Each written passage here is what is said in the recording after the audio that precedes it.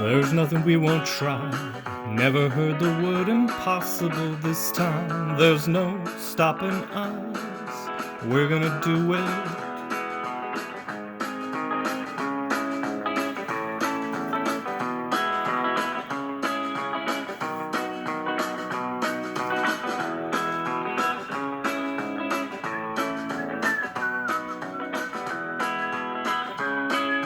Make all our dreams come true for me and you.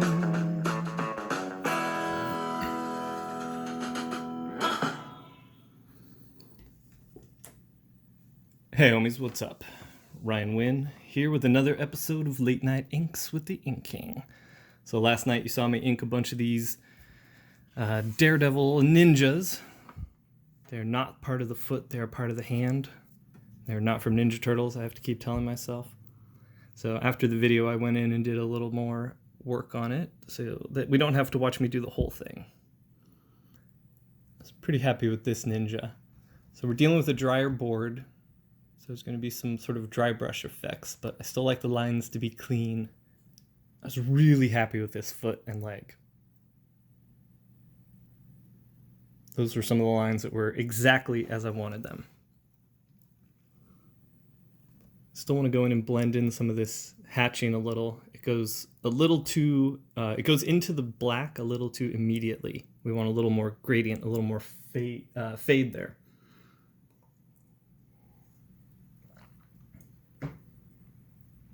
Sorry, I got a little cottonmouth thing going on here, so maybe I won't talk as much. I'll just show you guys what's up. All right, so as always, gonna do some warm-ups, and trusty sidekick was asking about long brush strokes. So we're gonna get into that. It's our same warm-up board from last night. And as always, I wanna line up. And I'm gonna start with small ones, trusty, sorry. Gotta warm myself up. So as always, these are, I think I've said as always like 5 times already. As always. So these are little diamond lines. You can tell that from, they're called that from the shape they create. Now the shape is created by going thin to thick to thin. Now you get thin to thick to thin by how you apply pressure with your hand. So when inking and painting and stuff, sometimes you don't want to think about the line or the marking you're creating because your willpower doesn't make the line. Your willpower causes your muscles and your joints to move in a certain way. So what you want to do is, it's almost like landing a plane. And I think about it more in what kind of pressure am I applying with my hand? You really got to think about the mechanics when you're inking. It's not about forcing the line to do whatever you want. Well, I guess it kind of is, but it's about taking advantage of the mechanics of the human arm in order to do so. Look how quick I jumped from little to big ones. So I guess we're just getting right to it. So trusty, say you want to do a series of longer bleeds than this. It's all about the elbow at this point. My shoulder is sort of locked in place. There might be a little bit of movement I'm kind of seeing right now, but it's all my elbow's locked down at about 45 degrees from my body, and then another 45 degrees my hand comes down. And I usually come down where I want it to end. You always want to return home. Remember that, what was it, Happy Gilmore? Where he's the golfer and he's like, go back to your home. So you always want to put your hand down there. You want to come back, and it's almost like loading a bow and arrow or a crossbow. You pull back and you release, and you're following your arm's natural movement. And the way you get good is to do thousands of these.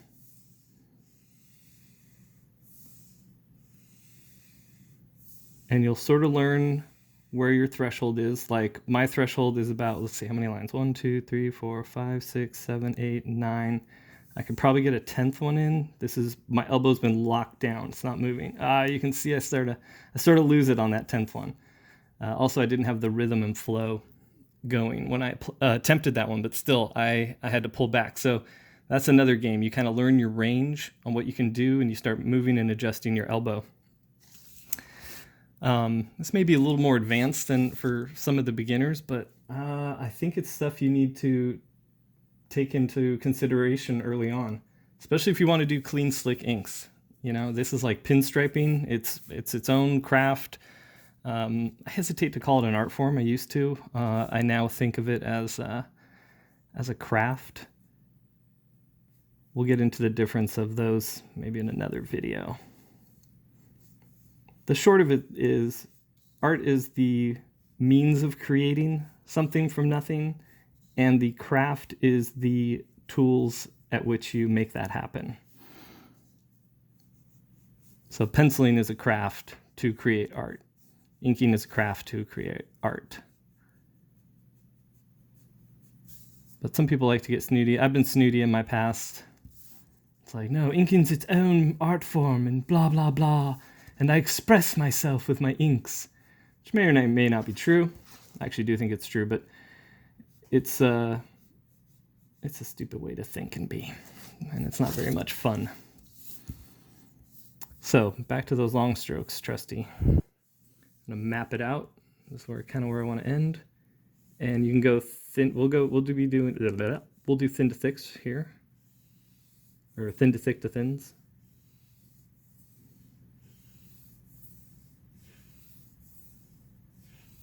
So these are a little more spread out. So 5 was a good comfort before I have to either move the paper or my arm. And I'd rather move the paper in most instances.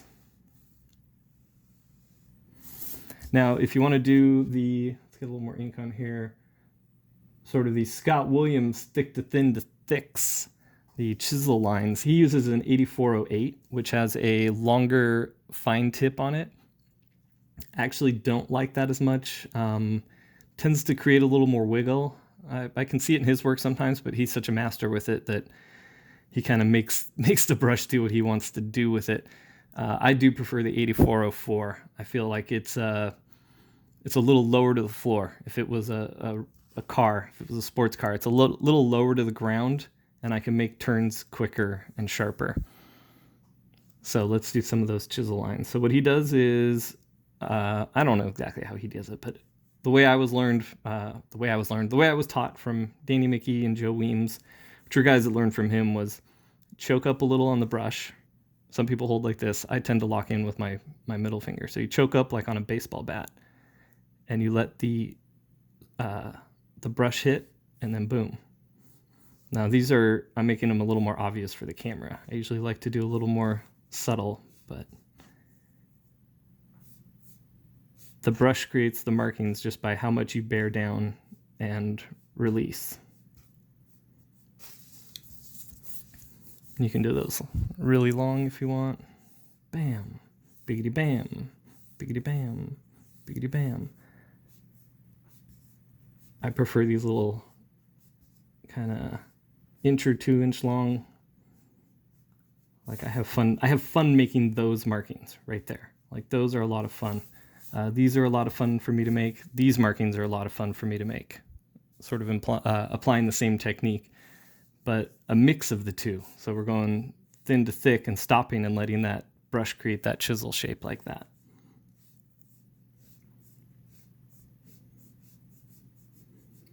And a lot of times you'll have people that, you know, they're not that good at stopping with the brush, so they'll take white out and go back over it. Like pretend that's white out to clean up that edge. But if you get really good at it, you can, I'm like looking for a great example. A little sloppy on all of these. Let's see. So if you get good at it, you can create an edge. Blah, blah, blah. So let's, been doing this, warming up for a few minutes here. Let's move on over to our Daredevil piece. So we will ink some of the Daredevil right now. Wondering if I should zoom. Last night when I zoomed, I forgot I zoomed and then kept pulling out of frame. All right. Load up the brush. Again, normally you only want to load your brush up just past the arch, where the brushes start to tend back or taper back into the ferrule. You don't want too much ink on that brush, because then it gets up in the ferrule, up in there, and it gums up the positioning of the hairs. So the Kolinsky sable, it's basically like your hair. It needs to be washed and conditioned and set and everything like that. So let's get a little bit of ink off the brush down here in a black area. So not only does this kind of take a little of the extra ink off, it also helps you kind of fill in or make these blacks a little more solid, so that when you go back and erase, the black doesn't lift as much. So I'm pretty warmed up, so we're going to make sure we're lined up on the camera and get going.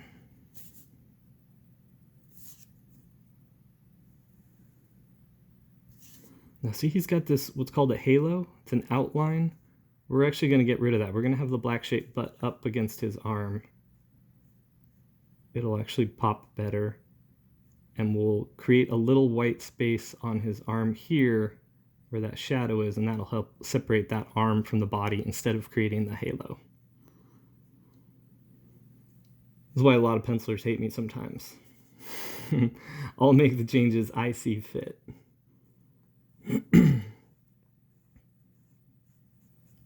And I don't mind doing it. Most really good pencilers have liked or appreciated that about me, and that all comes from me being an illustrator on my own. And it's not about me trying to make a piece mine or make it more how I want it. It's usually I'm using old school rules or fundamentals that I can prove to them like why it's better to go this route. And I usually prove it by showing them the final result. I've only ever had a few pencilers that really, really didn't want me to mess with their stuff, and what was funny about that was their stuff was the most messed up. But I have a rule, used to be more of a hard and fast rule, now it's more of just a philosophy, but it's what would Kevin Nowlan do? And Kevin Nowlan is my favorite inker, and he's sort of known for taking over an art piece. It tends to look more like his work than anyone else's, but what I like that he does actually isn't that. What I like is that he makes sure every aspect of it is raised up to a certain standard. So if it's the composition is off, he'll fix the composition. If the anatomy's off, he'll fix the anatomy.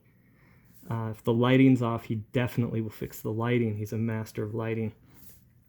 So Joe Weems and I had sort of adopted that as our mentality when we were in a studio together, and it was what would Kevin Nowlan do?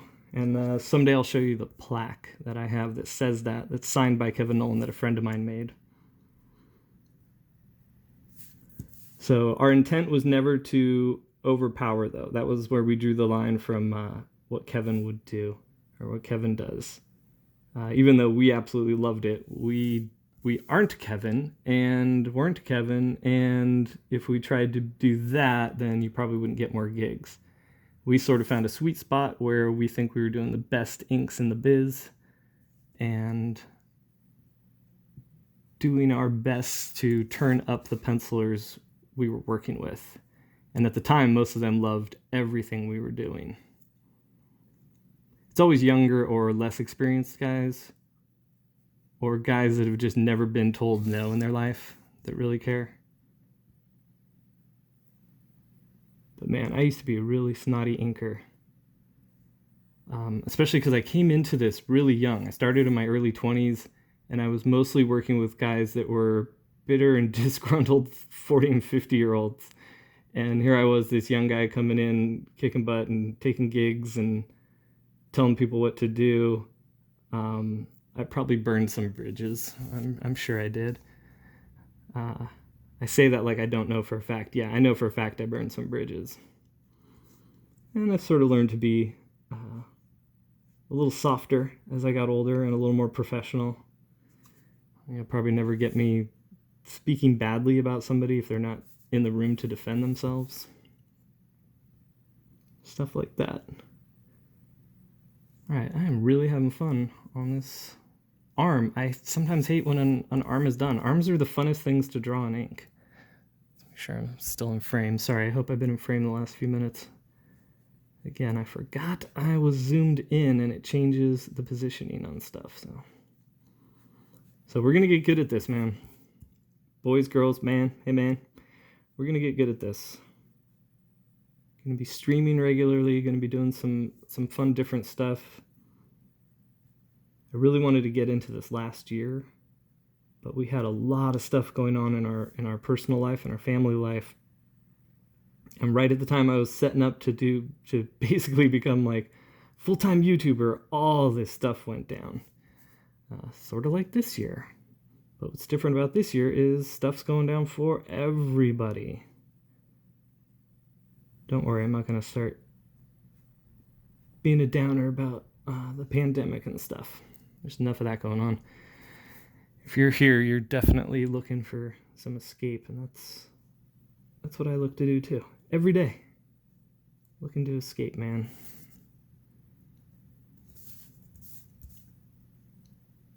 So if you're not an inker and you're not an artist and you're watching this, I hope I've kept you interested or entertained. I'd kind of like to know why you're watching or what you like about watching this stuff. Because kind of what I'd like to do is encourage people that aren't inkers and artists to get into this. Because even if you're not working on a comic book piece, just sitting and making the brush lines and getting good at making pretty lines, it's a really fun challenge. It's rewarding. It's so meditative. And it forces you to focus on the moment and be in the now.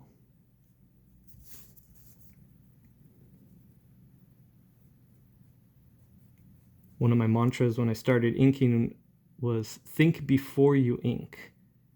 And that was, you look over the piece, you study it, you basically ink it in your head, figure out all the problems and all the thought processes you need to go through to get it done, and then sit down to do it. And let the thinking be done, and then let the action take over. That might have been my excuse for why I would smoke weed before I inked or something like that. It's like, oh no, man, I'm thinking before I ink, bro. All right, this is coming out good. Looks good on camera. Loading the ink up on the brush a little more. Probably go for about 5 or 10 more minutes and see what we can get done.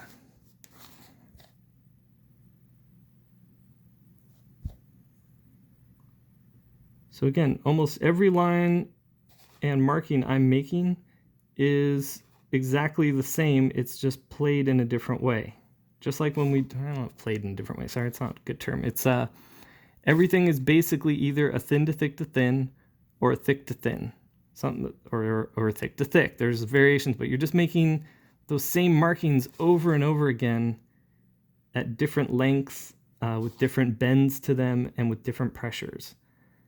That's why I highly encourage everyone to always just take that time to warm up, and you learn how you get into the flow. You learn how the brush bounces, feel how the ink is flowing that day, and then you go in and you do the same thing, but you change the order of how you do it, and it becomes a Daredevil figure or a ninja, foot or hand.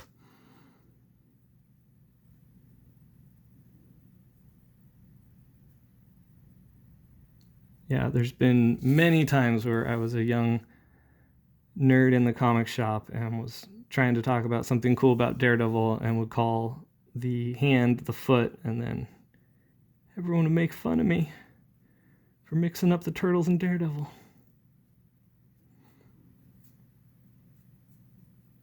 So speaking of going into shops, I did call my shop today and had like a half-hour conversation with the manager who I'm friends with, since I haven't been able to go in, and he had nothing else going on. He had done most of his work for the day and they had no customers. So it was kind of, well, it was a little bit sad, but it was fun. We had a really fun conversation. And we talked a little bit about if the new Comics Hub thing is going to work out, what's going to happen for most shops, how they're going to diversify a little bit, but they're smart, and they saw a lot of this coming, just not so soon. Like a lot of us were, expecting major store shutdowns over the next few years, but not this quick. So they've been getting ready. So I don't think they're gonna have to shut down. They're Alakazam in Costa Mesa, California.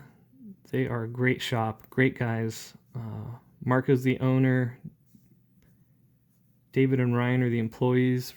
Another Ryan is the manager. Great guy. If you're SoCal, I highly recommend them. I mean, obviously you can't go in now, but they are one of those shops. They do a lot with gaming and stuff like that. And I'm not a gamer, or I guess it's not a gamer. I'm not I don't do Dungeons and Dragons or Magic or any of that stuff. I wish I had now, looking back. I didn't realize when I was a kid how much fun and creativity went into a Dungeons and Dragons game. So I just never got into it. And I've never played video games, or I'm just not a gamer in any sense. But they do a lot of that, and I've actually gotten to know a lot of the gamers just from hanging out, and a lot of them have become Gods and Gears fans, which is kind of cool. I didn't know that I would have that we'd be able to do sort of a crossover, like get new readers that way. But Gods and Gears it's just fantasy enough and just superhero-ish enough without actually being either, that the 10 or 20 kids that meet up every Wednesday at the shop, they have become fans of the book, and that's pretty cool.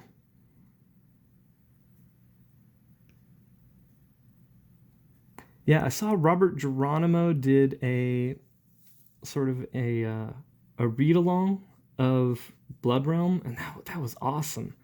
I don't think that would work for Gods and Gears, but I'd like to do something where I like talk about the book or show off the book on here. We're really proud of it. 3 issues are out. 4th one's coming soon. It's getting great response. I'm really happy. That's my first time writing, so I know that I know there's some parts that are bumpy, some of my dialogue, but Dean Kotz makes up for a lot of that with his amazing artwork. So yeah, I would like to make videos about it, but I also, my videos, I'm not here just to like make commercials. I'm not just trying to sell to you guys. So I don't want that to happen. So I don't know, if you guys are curious about the book, I'm kind of curious what's an interesting way to talk about it or show it or present it on here without it being a waste of time. I don't want to be showing the comic if it doesn't look great on film. And I don't want to be, like I said, I'm not here to shill my stuff to you guys. I'm here to try to entertain you guys and teach people a little bit about inking and thinking before you ink.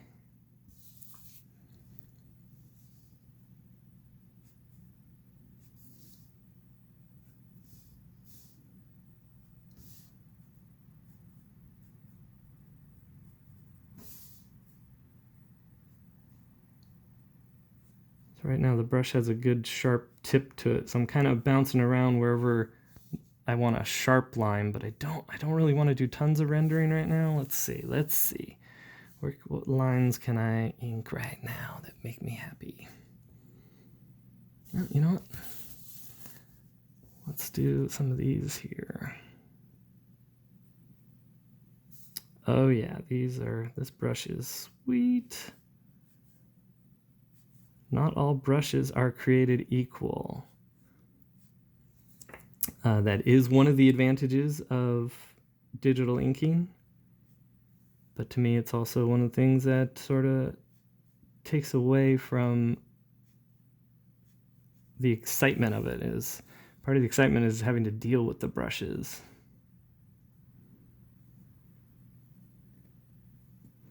See these little thin to thicks. And you kind of want them to bleed into each other as much as possible so that you don't see the black shape I created.